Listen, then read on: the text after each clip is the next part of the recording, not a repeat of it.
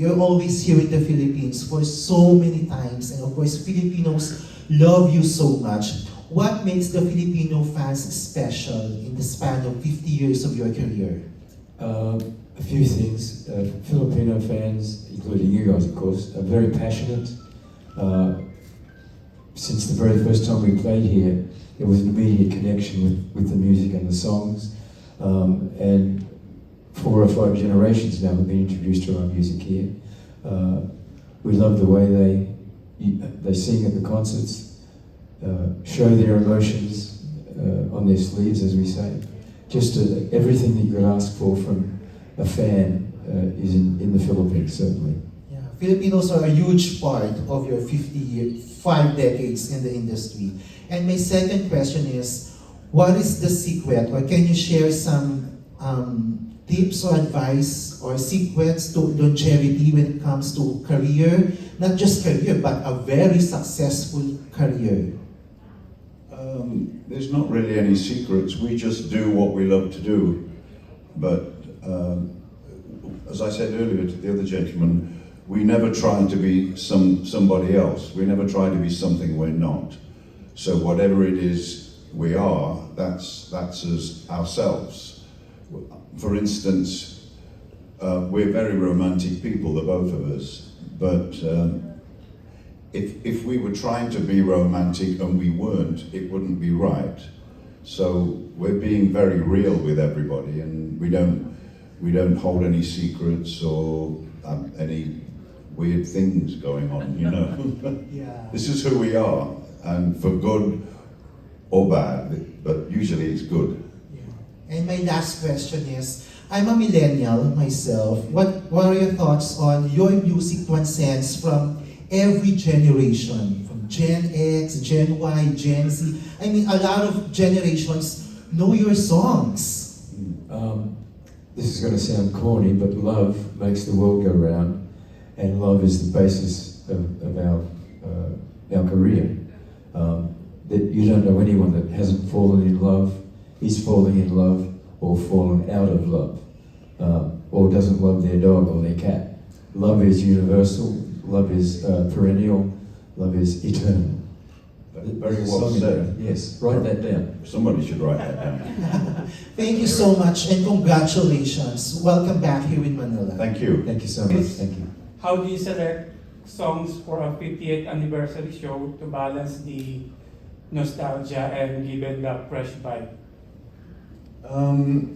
Well, the bulk of our show stays the same because everybody wants to hear the hit songs, and we've had so many, we don't have a lot of space for anything new. But here we're going to play, I think, 2 or 3 brand new songs from the new album. I think it's 2.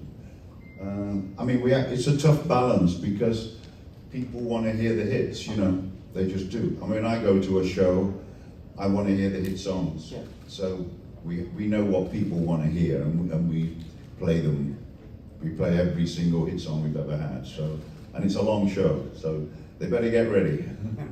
I'd just like to ask is, basing off the title of one of your most popular songs, singing it for the past 5 decades, how do you not lose love for these songs that you know people want to hear and that you have been performing for these songs? Well, Graham said it before, we are authentic.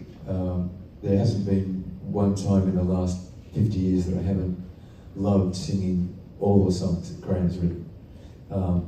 I have a connection, a deep connection with the songs, but the thing about Graham's songs is that when we play them live, seeing the reaction of a couple, getting closer together, cuddling, smiling, crying, that adds an extra layer of emotion for me, and I can relate to the people.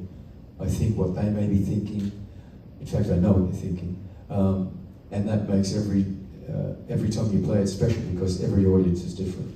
Even if the same people came 2 nights in a row and there are only 5 new people and the rest of them, it's different. It's a different atmosphere and a different energy that you have to absorb, and we do that every night.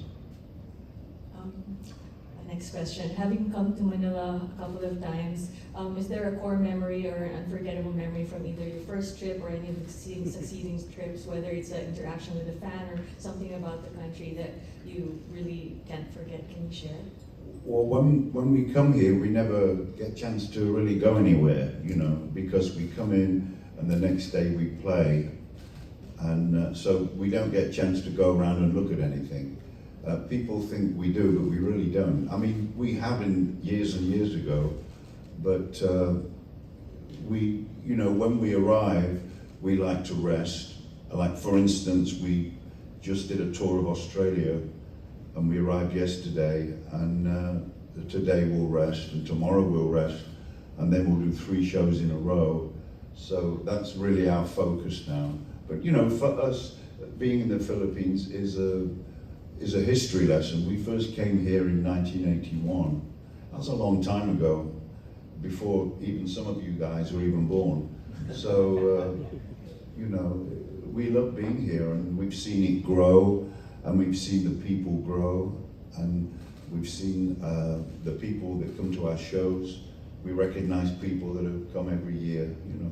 So it's a great thing for us. That alone is the historical part of us coming here.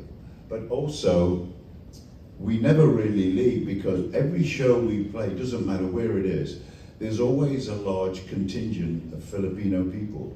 I mean, there really is. We just played Australia, and there were a lot of Filipinos at every show in the audience. Even if we play in anywhere, I mean, in Europe or in, you know, Anywhere in the US. yeah, anywhere in the US. There's Filipinos there, they're everywhere. Okay, and my last question, out of pure curiosity, when you're not performing on stage, what kind of music do you guys like to listen to that's not your music, and is there an heir apparent that you see that could follow in the footsteps of Air Supply? If I listen to music, which is quite rare, I don't listen to anything contemporary. I listen to the Beatles, Bee Gees, Eagles, Queen, AC/DC, that stuff. It's by far the best music, in my opinion, that's ever been written, from the 60s through probably the late 70s, but nothing new. I'm too old for that. Me, I listen to classical music when I'm home. I don't listen to the radio anymore.